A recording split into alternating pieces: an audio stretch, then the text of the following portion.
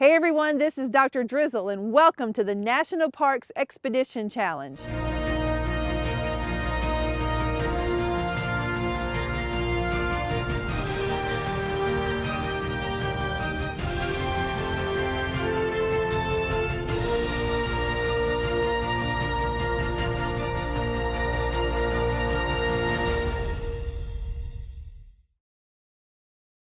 Welcome to Amistad National Recreation Area.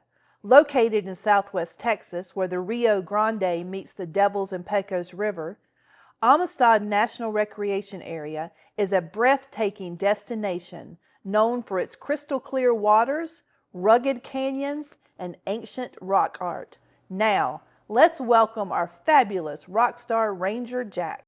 So good to have you. What a beautiful background you provided. I love it here. Yeah. Well, I know that you've been here quite a while, but before this place, can you tell us a little bit about your journey into the national parks? Sure. Well, actually, this is where my journey in the national parks began. I was intern for the previous park archaeologist here when I was in graduate school. And after he retired, the park was able to bring me on as the park archaeologist. And so I've been archaeologist here since 2009.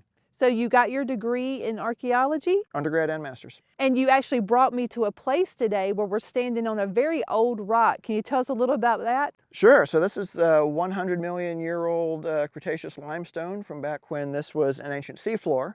So there's our paleontology for the day. And then actually within, not very far from where we're standing, native peoples would have made camp and enjoyed the same view that we're seeing here today. Well, tell us a little bit about Amistad National Recreation Area, what it's known for, how it became a park, just whatever you feel like sharing with us. Sure. So, we're probably best known as a bass fishing destination. But, as an archaeologist, my focus has always been on Texas archaeology, and this is some of the most exciting archaeology in the state. This area actually just January of 2021, this broader area that we are a part of, that Amistad and some of our Texas Parks and Wildlife partner state parks are part of, is the Lower Pecos Canyon lands. And this Lower Pecos Canyon lands, some sites within that were recently designated the Lower Pecos Canyon Lands National Historic Landmark, recognizing the uniqueness and the significance of the archaeology out here. So that's representative of how important it is, and I'll circle back to that later. The park is here, partly in recognition of that Native American heritage, also for recreational opportunities. Again, and that's in our park name, right? The Amistad National Recreation Area. The dam was built for flood control. It made this huge, beautiful blue lake in the middle of not quite the desert, but it's a semi-arid savanna. On the edge of the desert, where the Chihuahuan Desert meets the Texas Hill Country and the South Texas brushlands, and where the Devils River behind us here meets the Rio Grande River and the Pecos River. And so, recreational fishing and boating opportunities, some wonderful canoeing and kayaking, fishing. And then, the dam serves for flood control, and then irrigation further downstream in the lower Rio Grande Valley. So you're talking a lot about geology here. So tell us a little bit about those caves that you were talking about earlier. Sure. So, this is the limestone karst environment. So we have lots of, caves like you normally think about with, stalactites and stalagmites like, Carlsbad or Mammoth or, those kinds of places. And in fact, we're, I think, the only place in the United States where the Mexican blind catfish lives, and it's an endangered species that has no eyes, that lives down inside some of the caves here within the park. But then we have rock shelters where Native Americans got out of the elements for thousands and thousands of years, and they painted pictographs, very impressive panels, probably recording stories and histories and myths and those sorts of things in brilliant red, yellow, black, and white, usually 4 colors or more, and very, very complex designs. Where did they get those colors? Because this was years ago, right? So Sure. It's not like they went out to Michael's to get this. Exactly. So they made it from things they found in the environment around here. The reds and yellows would have come from iron-based pigments, mineral pigments. Like hematite for the red, limonite for the yellow. Those would be ground down into a very fine powder. The black was probably a manganese oxide. Those finely ground pigments would then be mixed with an oil, so maybe deer fat, for example, and then that would be thinned down, and it would make, so basically it would be an oil paint that would go onto the wall. And then since we're talking about mineral oxides, a rust red, rust will always be rust color. It's not going to fade. And if you've ever seen like a barbed wire fence over rock and the rainwater drips down and it stains the rock red, you put that rust-based paint onto that rock wall and it's going to stain that also. So it's a very long-lasting, enduring paint. So where will we find most of these beautifully painted rocks? They are in the canyons of the Devils, the Pecos, and the Rio Grande.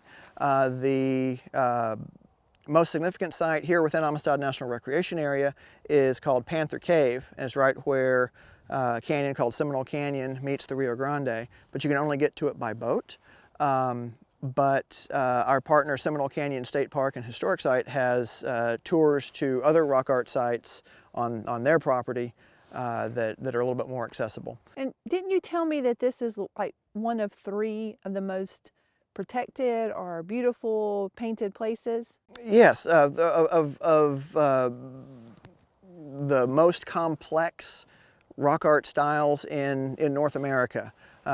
What we have here is called the Pecos River style. There's probably 5 or 6 different Native American rock art styles that have been documented within this region.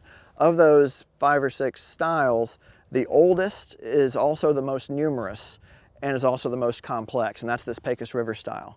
And it's found in about a 50-mile radius from where the Pecos flows into the Rio Grande, 50 or 60 miles. So east here towards Del Rio, west out towards Dryden, north up towards Interstate 10, and south down into the mountains on the horizon in Mexico.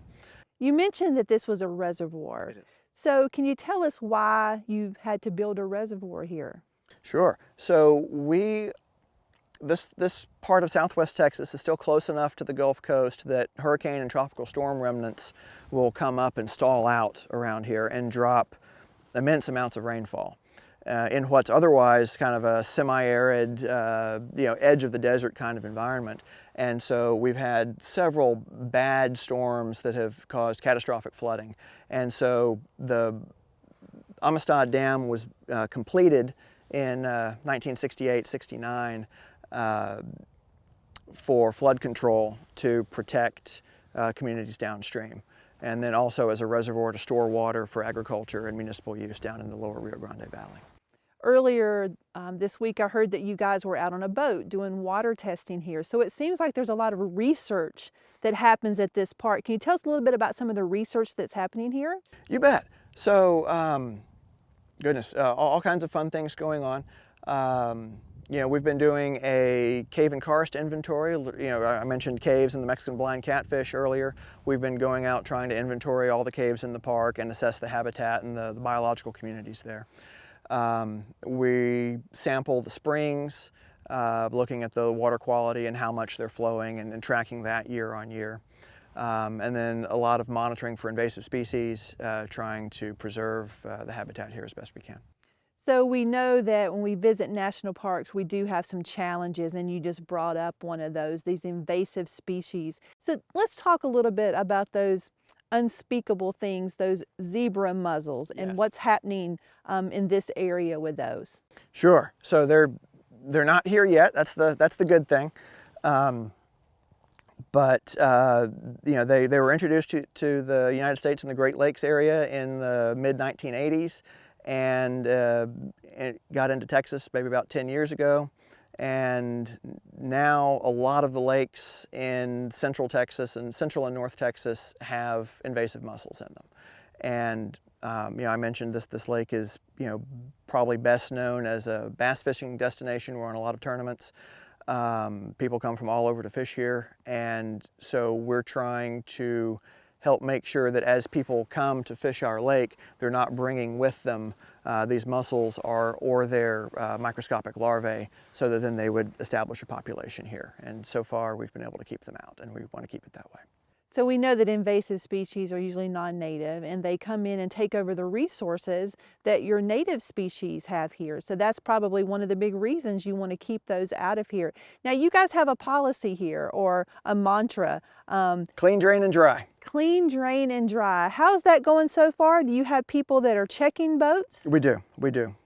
And what happens if there's something on them? Do you have some types of machines that they can use, or what do they do? Yeah, we would direct them off to the side and do a very more careful inspection and work with the owner of the boat and get it cleaned. Well, it sounds like you might need a little help. So I've got some people that can help you with that. Fantastic. If that's okay. So kids, we're going to ask you to help us. Now, we know that we want to get along with all people, but sometimes the species of animals, we need to sort of send them on their way because they're taking over the resources. So we're going to be talking about these invasive species of zebra mussels. Now, we know what the park is already doing, but I think they're going to want your ideas too. So could you come up with some new type of cleaning machine that they could use, that could be portable, that they could probably rent for their boat and immediately clean the boat off before they get into these beautiful pristine waters?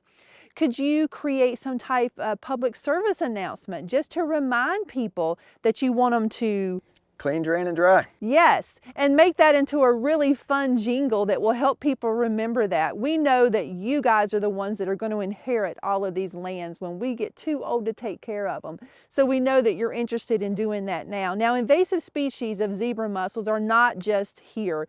We have invasive species all over our world. So after you've thought about this and done some research on these zebra mussels and some ideas that you can share with the rangers here, we want you to look in your own communities, do some investigations, talk to people. What are species that have invaded your area, and what are you doing about them? So we know the spotted lanternfly is something that is coming from the north down into the southeast, and we want to make sure that those species are not taking the resources. So since we know that this is a problem all over the world, what can we learn from Amistad today that can help make a difference in your community tomorrow? And when you come up with these amazing ideas, we want you to share them. So we want you to use hashtag #NatParkChallenge. You can also tag the National Park Service. Make sure you tag us at hashtag Expeditions and Education, but don't forget to let the rangers know what you've decided, because they really do need your help.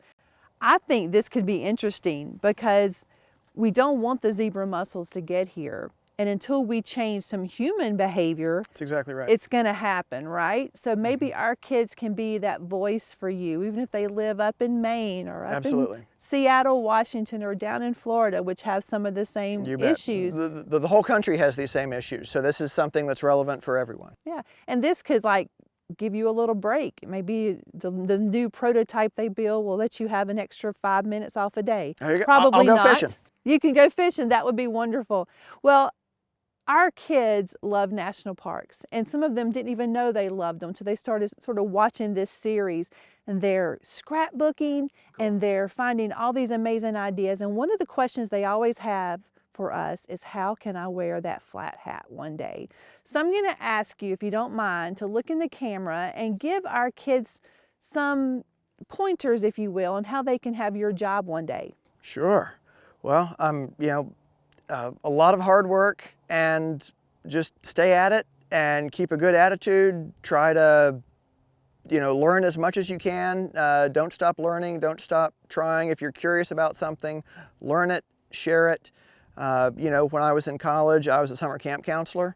That was kind of the combination of taking archaeology classes while being a summer camp counselor, working for the city of Austin at that time, really kind of made, I want to work in, I want to do resources stuff, but I want to work in parks and share it with people. And was able to find that in the Park Service. And so I think, whether it's parks or whatever you want to do, look for places that do that. Find what you love, what, work that feels like play, and just put your heart and soul into it, and go for it. We like to say that when you find your passion, find a way to intersect it with your purpose. And then you'll never have to work a day in your life because you're just doing the things that you love to do. Exactly right. Well, thank you so much for having us here today. Thank you for this beautiful backdrop, this wonderful weather. I'm not going to thank you for the prickly pear cactus because I think my husband got stabbed by a few of those. But I do thank you for doing what you do and the way that you're trying to preserve this place. And I think that we probably have inspired a new group, a new generation of kids that want to do this when we leave this place. Does that sound okay? Hope so. Absolutely, and thank you for doing what you do. So on behalf of Expeditions and Education, Dr. Drizzle and Ranger Jack, we are out of here. Have a great day, everyone.